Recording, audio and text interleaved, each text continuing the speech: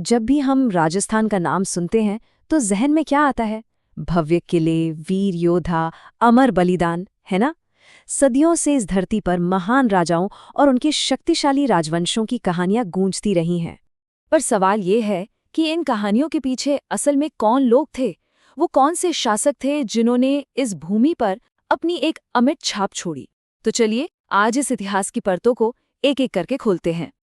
तो आज हमारा ये सफ़र कैसा रहेगा? देखिए, सबसे पहले हम राजपूतों से भी पहले के दौर में जाएंगे। फिर देखेंगे कि पहले साम्राज्य कैसे बने।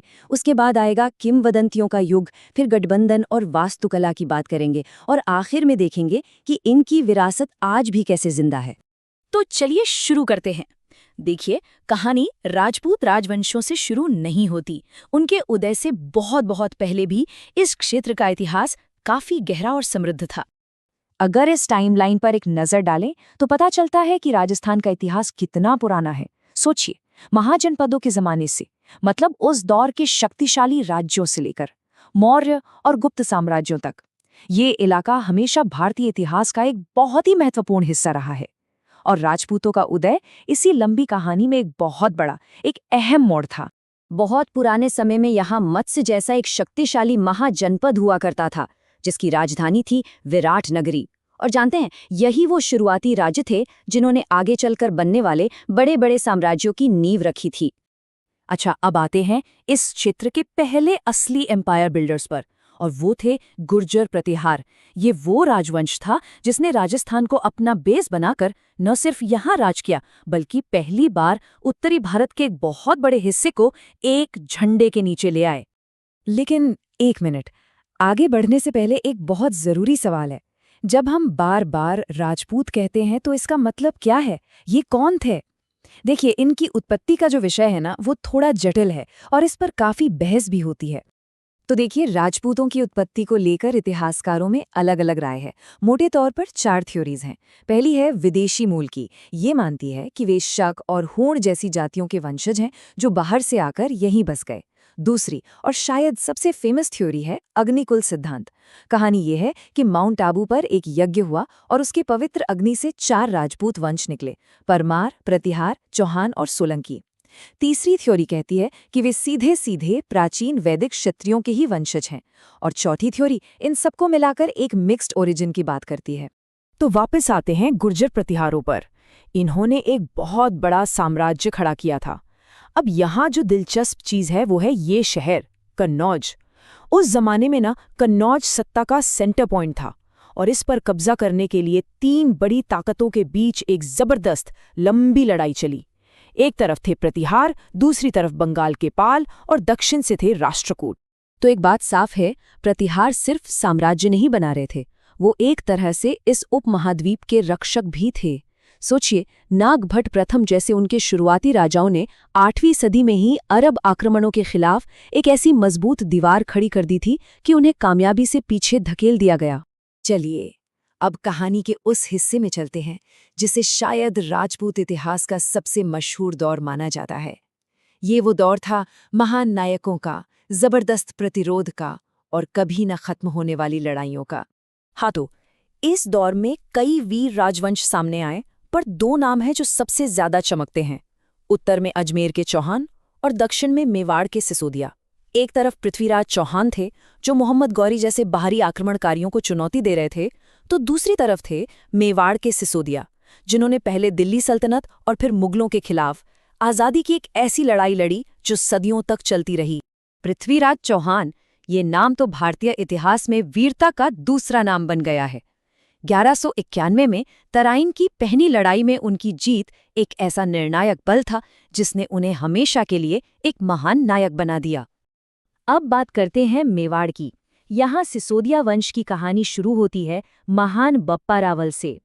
ऐसा कहा जाता है कि उन्होंने 8वीं सदी में चित्तौड़ पर कब्जा करके गुहिल राजवंश की नींव रखी थी।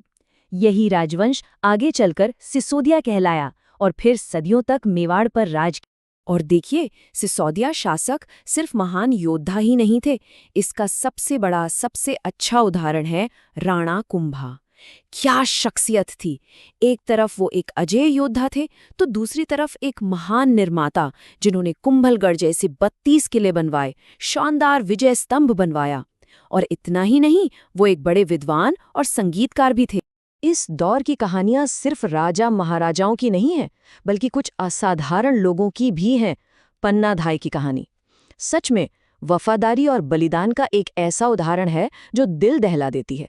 सोचिए, मेवाड़ के भविष्य को बचाने के लिए उन्होंने अपने ही बेटे का बलिदान दे दिया। और फिर आते हैं महाराणा प्रताप, वो नाम जो स्वतंत्रता और स्वाभिमान का प्रतीक बन गया। एक तरफ विशाल मुगल साम्राज्य और दूसरी तरफ वो जिन्होंने कभी घुटने नहीं टेके। हल्दी घाटी की लड़ाई में उन्होंने जिस बहादुरी से अकबर की सेना का सामना किया, वो इतिहास में अमर हो गया। लेकिन देखिए, इतिहास सिर्फ एक ही रास्ते पर नहीं चलता। ये सिर्फ प्रतिरोध की कहानियों से नहीं बनता। हर राजपूत राज्य ने सीधे टकराव का रास्ता नहीं चुना। तो चलिए अब एक बिल्कुल अलग स्ट्रैटेजी को समझते हैं, और ये स्ट्रैटेजी अपनाई थी आमेर के कछवाहा राजवंश ने। यहाँ पर हमें उस दौर की पॉलिटिक्स की कॉम्प्लेक्सिटी देखने को मिलती है। सोचिए, एक तरफ मेवाड़ के सिसोदिया जो पीढ़ियों तक मुगलों से लड़ते रहे, दूसरी तरफ आमेर के कछवाहा जिन्होंने मुगलों के साथ मिलकर रणनीतिक गठबंधन करके अपनी शक्ति और प्रभाव को बहुत ऊंचाई तक पहुंचा। इस स्ट्रैटेजी की नींव रखी थी राजा भारमल ने, जब उन्होंने अपनी बेटी का विवाह सम्राट अकबर से किया। और इस गठबंधन के बाद तो राजा मानसिंह प्रथम जैसे शासक मुगल साम्राज्य के सबसे भरोसेमंद सेनापतियों और सलाहकारों में गिने जाने लगे। जाहिर है, इससे कछवाहों की हैसियत और भी मजबूत हो गई। कछवाहा शासकों में एक नाम आता है जो शायद सबसे दूरदर्शी थे, सवाई जयसिंह द्वितीय। ये सिर्फ एक शासक नहीं थे, ये एक महान खगोल शास्त्री, एक बेहतरीन वास्तुकार और एक बड़े विद्वान थे। आज का जो जयपुर शहर है, उसकी पूरी प्लानिंग इन्होंने की। 5 जंतर मंतर बनवाए, और इतना ही नहीं, सदियों बाद अश्वमेध यज्ञ जैसे प्राचीन वैदिक अनुष्ठानों को भी उन्होंने फिर से शुरू करवाया। तो हर दौर का एक अंत होता है। अब हम कहानी के अंतिम चरण पर आते हैं। देखते हैं कि इन राजवंशों और रियासतों का ये दौर कैसे खत्म हुआ और फिर कैसे आधुनिक राजस्थान का जन्म हुआ। देखिए, हुआ ये कि जब मुगल साम्राज्य कमजोर हुआ और अंग्रेजों का दौर आया, तो इन राजपूत राज्यों ने अपनी आज़ादी बनाए रखने के लिए उनके साथ संधियां कर ली। और आखिरकार 1947 में जब भारत आज़ाद हुआ, तो इन सभी रियासतों ने भारतीय संघ में शामिल होने का फैसला किया, और इस तरह जन्म हुआ आज के राजस्थान राज्य। तो हमने देखा गुज्जर प्रतिहारों के साम्राज्य बनाने के जुनून से लेकर महाराणा प्रताप के कभी ना झुकने वाले प्रतिरोध तक, और सवाई जयसिंह की वैज्ञानिक सोच तक, राजस्थान के राजवंशों की कहानी वाकई में बहुत विविधता और जटिलता से भरी है। उनकी विरासत आज भी हमें उन किलों में, उन महलों में और उन कहानियों में जिंदा मिलती है। अब सोचने वाली बात यह है कि इस पूरे विशाल इतिहास का कौन सा पहलू है जो हमें सबसे ज्यादा सोचने पर मजबूर करता है या प्रेरित करता है।